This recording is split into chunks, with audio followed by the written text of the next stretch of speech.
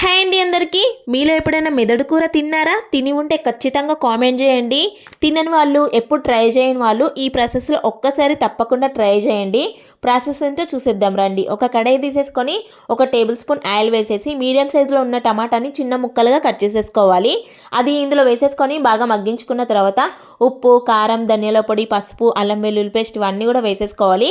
కారం అనేది మీరు ఎంత తింటారో, ఎంత స్పైసీ తింటారో వాటికి తగ్గట్టు వేసేసుకోండి. ఇందులోనే మనం తలకాయ కూరకు పేస్ట్ చేసుకున్నాం కదా, ఆ పేస్ట్ని 2 టేబుల్ స్పూన్లు వేసేసి పైనుంచి కొత్తిమీర వేసేసుకొని వాటర్ వేసేసుకొని మెదడు కూడా వేసేసుకొని మంటని మీడియం ఫ్లేమ్లో పెట్టి మూత పెట్టేసుకొని ఉడికించుకోవాలి.